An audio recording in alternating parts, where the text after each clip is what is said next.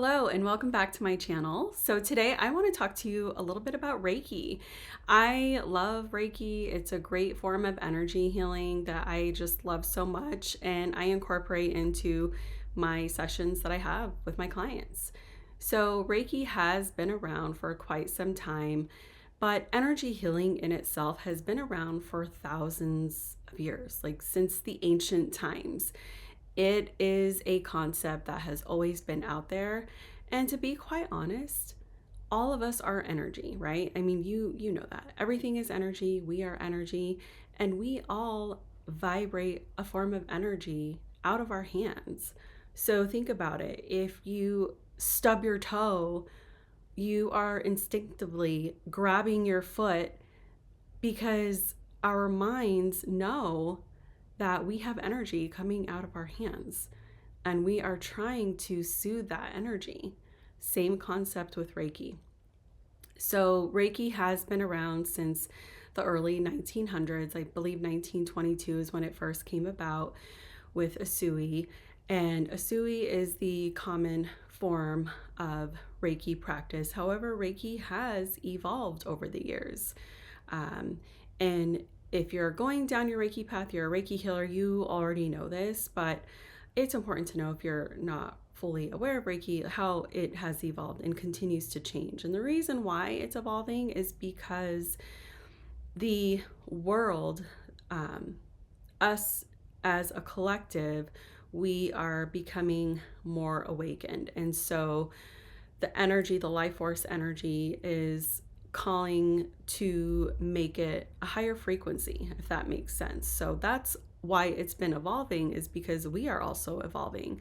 And so the Reiki energy, it's the vibrational frequency is constantly raising, so it can keep up, essentially keep up with us as we continue to awaken.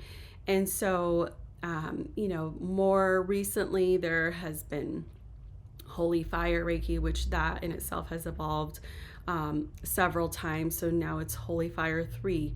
There's also Karuna Reiki.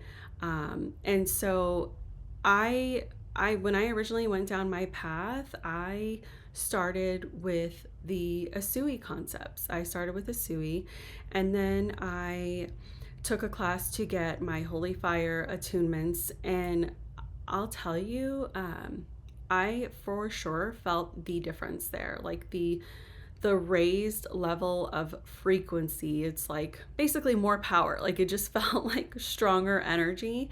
And then you incorporate Karuna Reiki, which Karuna is all about like love and compassion and helping us have compassion with ourselves for trauma, hardship, things that we've experienced. It's hard to explain, but it's interesting enough because I got my Akashic Records certification recently, so I'm just kind of taking a sidebar here.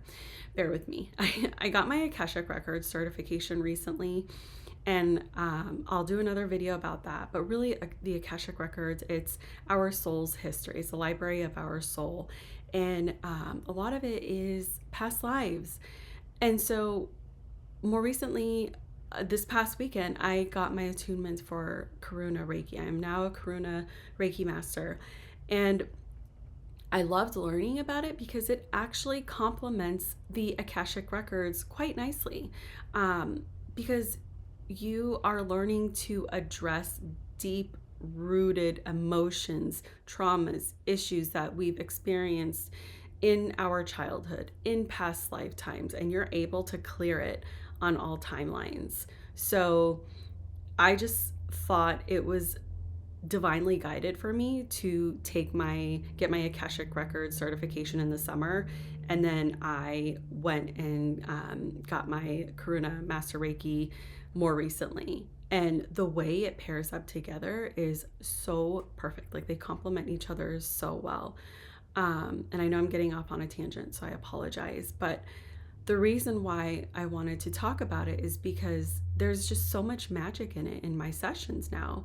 Now that I'm able to incorporate Holy Fire Reiki to intensify, maximize the energy, and also Karuna Reiki to help address those specific deep rooted issues that are living in our bodies, that are living in our auric field, and helping clearing those on all of the timelines in all dimensions, spaces, in the Akashic records. So, um, again, those are the types of Reiki that I have. That is what Reiki is. And like, if you want the definition of Reiki, so Rei and Ki, Rei is spiritual, it could be divine. And then Ki is life force energy. So it's divinely guided life force energy. That's what Reiki is. And again, we are all energy. So you could hypothetically feel energy between your hands. Like if you just close your eyes in meditation and hold your hands like, just a few inches apart and just wait till you kind of feel the energy, it's almost like you could create like a little ball of energy and you can feel that energy in between your hands. So to just give you a little taste of Reiki energy, visualizing that being maximized at a higher frequency, and it's beautiful healing energy from God source, divine source, that you're channeling through your hands onto the client, or you if you're my client, that it's quite powerful. And I mean, I could talk till I'm blue in the face, but just, talk to others who have had Reiki, read my reviews, go to other, healers and read about their reviews and what they're saying about it. And if you're really still unsure about it, then go try it. I mean, I know it's pretty woo and out there, but if you think about it, this has been around since the ancient times. Energy healing, the concept of energy healing has been around since ancient times. We are not out of our minds just making this up. Like, this stuff is real and it heals. There's a reason why Reiki is in over 800 hospitals in the US. And granted, that number is like years and years old. So I wouldn't be surprised if it's over 1,000 hospitals. You know, it works. A lot of people who are going through chemotherapy get Reiki. So, if you're going through a hardship, you can get Reiki. If you are just feeling stuck and you feel like you need an energy reboot to help balance your chakras and balance your energy and just clear any like stuck gunk in your auric field, Reiki can help you. Reiki cannot hurt you. Reiki respects free will. So if you were one to say, I don't like Reiki, I don't want Reiki, I don't believe in it, and someone tried to send it to you, you're not going to receive Reiki because Reiki energy knows that you don't like it, you don't want it. So you don't have to worry about that. So I just want to emphasize that it respects free will. Reiki is also not a religion. So I just want to bust that myth out there that it's not a religion. Just because I practice it doesn't mean that I'm Buddhist. It's truly just all about the energy and channeling the life force energy that is meant to heal you, heal whoever it touches. It can even heal animals. I actually use Reiki with the dog rescue that I volunteer with. So I'm a foster mom. I foster dogs. I love using Reiki on foster pups because it's so sad. Most of the dogs that we get come from really awful situations and they love the Reiki. My dogs love the Reiki energy. So you can use it on animals, on horses, plants even. Like, I don't have a green thumb, but you could kind of see them. Am I pointing in the right direction? Like these little vines, not vines, what are they called? Like pothos plants? I don't know. Those of you that are all about the plants, you know what they are. But I bought them as like these little tiny leaves and I was like, you know what? I just want to try and grow them. Like, please work for me. Please, I don't want to kill them. I give them Reiki at least once a week. And I know this sounds silly, but like I even write them love notes and I speak positively to them. But just them receiving Reiki energy is helping them grow and flourish.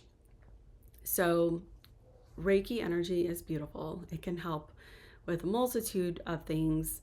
It does not harm you. There's no way for it to hurt you. It's not evil. It's not negative in any way, shape, or form. But if it doesn't resonate with you, that's okay. And it doesn't have to. It will respect your wishes and will respect your free will. And you never have to worry. So if you're around somebody who does Reiki and it makes you uncomfortable, don't worry. Like nothing's going to happen to you. And when you receive Reiki, you're like, most of my clients fall asleep. And I take that as a compliment when you fall asleep because then I know you're super relaxed. But when you come in to see me for a Reiki session, you're laying down on a massage table, fully clothed. I just ask you to take off your shoes. And I tell clients, I'm like, literally, I'm going to tuck you in for a little nap. Like, you get on the massage table, you put the blankets over you, you could put an eye mask on.